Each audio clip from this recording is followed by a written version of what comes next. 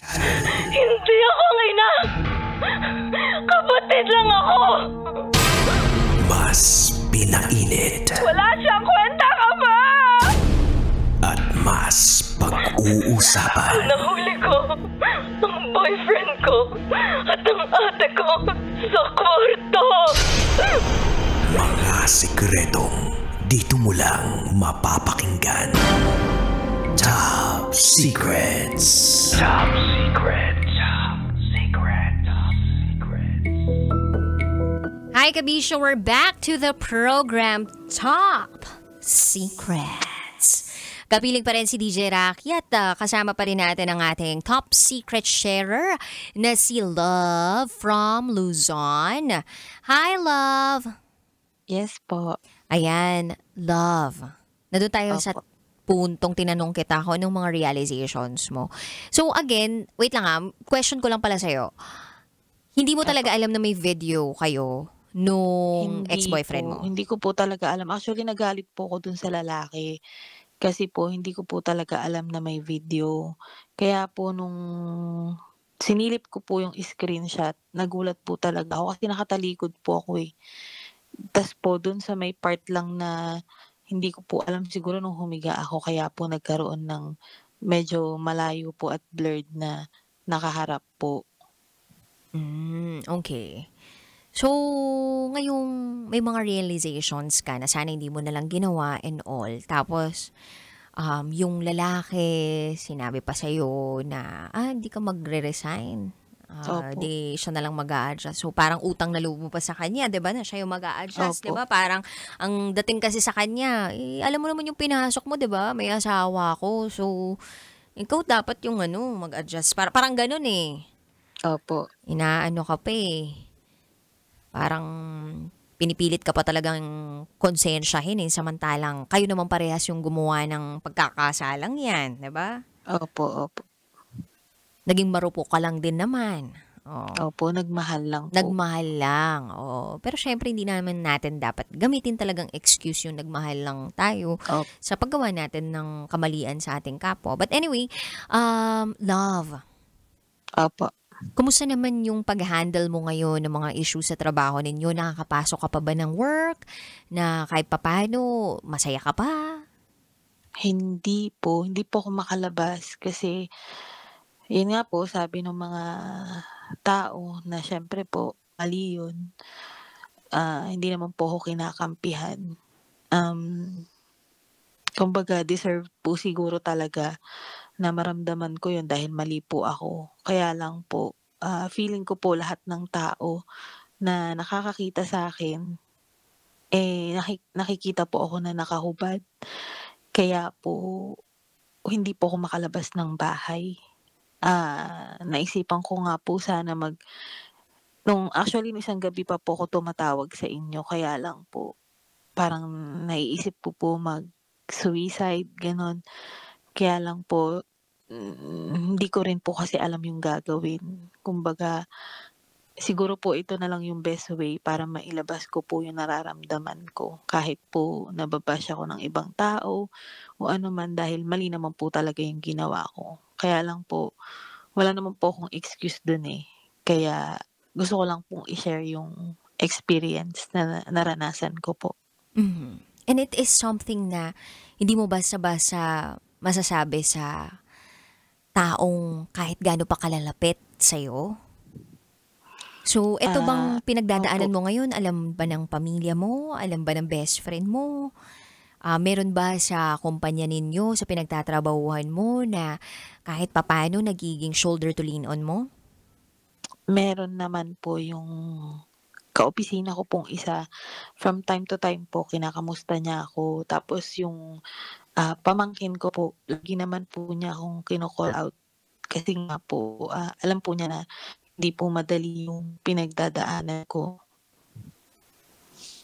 Oo naman, hindi madali yung pinagdaraanan mo. And kapag ang isang tao alam naman niya na nagkamali siya, hindi naman kailangang ipagduldulan pa sa tao na sobrang makasalanan niyang tao eh. Alam naman na ng tao na nagkamali siya eh.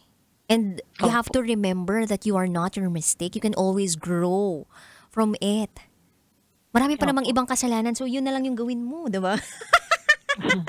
Hindi, charot lang with Harot. Pinapatawa lang kita, love. Opo. Ito naman, love, Opo. kung meron kang gustong sabihin dito sa naging ex-boyfriend mo, anong gusto mong sabihin sa kanya? Ano bang tawagan ninyo? Wala po. Bali sa pangalan lang. Okay, sige. Gagamitin mo tong pagkakataon na to, ha. At ibibigay ko sa iyo tong pagkakataon na to para makapagbigay ng mensahe sa kanya. Kahit hindi naman na dapat magbigay ng mensahe. Pero for your peace of mind at para kahit papano gumaan palalo yung pakiramdam mo. Sige po. Go. Kung naririnig mo man to, siguro ang mag-message na lang ako para sa asawa mo na hindi mo kayang sabihin sa kanya dahil nililigtas mo nga yung sarili mo. Gusto ko lang mag-sorry. Alam ko walang kapatawaran o walang ibang dahilan para mapatawad ako. Pero nagpapakumbaba ako at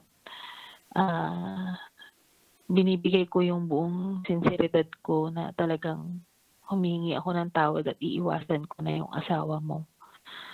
Siguro po, ayun lang. Mhm.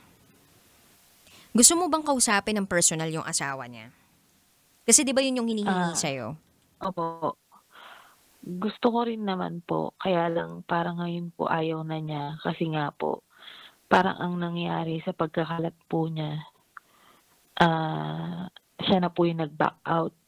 Siguro po dahil pare-pareho po kami na nagtatrabaho, kaya po siguro ayaw na rin niya maapektuhan yung mga trabaho po namin. Okay. So, Pero kung sakali po na dumating man yung araw na yun, willing po akong harapin siya at kung ano man po yung masabi at magawa niya sa akin dahil mali naman po talaga ako. Or you may take the initiative to write a letter or kung po pwede, di ba, i-chat mo talaga siya gamit yung kung ano mang account mo na kahit mahaba, no, or kahit na maliiksi lang, basta masabi mo kung ano nasa kaibuturan ng puso mo. Kasi feeling ko yung guy, hindi mo na talaga maaasahan yun kasi nahuli na kayo eh. So parang hanggat kaya niyang i-blame yung ibang tao dun sa kasalanan ginawa niya, na dalawa naman kayong pumili, gagawin niya just to save his ass. So, wala ka nang magagawa doon. But if you want to pursue na sampahan ng kaso tong lalaking to because he recorded your intimate relationship without your consent, pwedeng-pwede yun, ha? As in, pwede mong ilaban sa korte yun. Although, meron pang ibang pwedeng ikaso kasi baka mag-backfire naman yun sa'yo. Hindi ako eksperto pagdating sa batas dito sa Pilipinas. Pero, dun lang sa knowledge na meron ako, well, kasal sila. So, kung kasal sila, pwede namang ikaw yung kasuhan dahil ikaw yung third party ng kanilang relationship. So, timbangin mong maigi yung options mo and of course, tuloy lang sa buhay because again, you are not your mistake. You can always learn from your mistake at meron tayong tinatawag na growth mindset. 'Di ba? Hindi po pwedeng diktahan ka ng ibang tao na hindi ka na pwede mag-grow, hindi ka na uunlad sa buhay, hindi ka na katanggap-tanggap sa publiko o sa society dahil sa nagawa mo. Opo. So, laban lang sa buhay. Marami pang magandang mangyayari sa'yo. Maraming salamat po at nakahinga po ako ng mas maluwag. At hindi ko na po siguro to makakalimutan sa buong buhay ko. Siya rin naman po. Pero babaunin ko po to na bilang maging tanda na huwag nang gumawa ng alam mong ikakapahamak mo. Iyon po. Yeah. Thank you. Thank you for sharing your secret to us. Hindi to madaling i-open sa mga tao, pero you did it, no? So, congratulations sa'yo dahil meron kang awareness, may acceptance ka, may realizations ka. And not all people has the capacity to do that. Okay? So thank you. Thank you po, Miss Rocky, and advance happy birthday po. Oy, salamat ha. Oo, ilang minuto na lang. Birthday na ako. 6 minutes na lang. Opo. Thank you so much. Thank you din, love. Thank you po. Good night. God bless. Bye.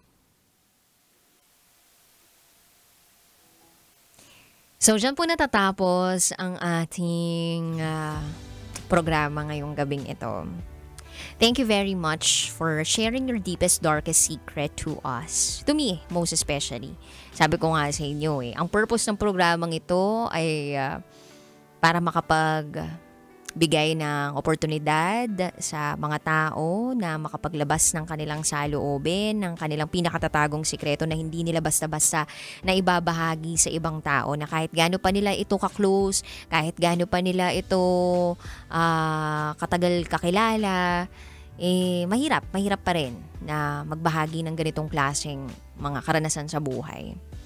Ito yung mga karanasan sa buhay natin na hindi naman tayo masyadong proud, hindi tayo masyadong komportableng ikwento, pero kailangan kasi ito yung paraan para gumaan kahit paano yung nararamdaman natin.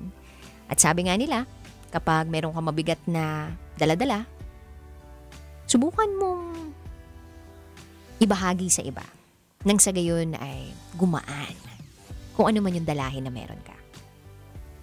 And yes, itong programang ito ay isang safe haven. In Tagalog, kalangitan. Ay! Heaven pala yun, di pala haven. Corny ko doon. Diba siya? This is your safe haven.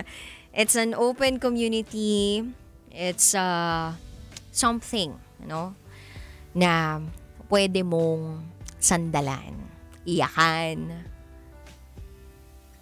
kwentuhan. Hindi ka husgahan. Bagkos ikaw ay pakikinggan. And I'm just so happy na ngayon magse-celebrate na ako ng aking birthday. Meron kaming ganitong klaseng programang naisip para sa inyo.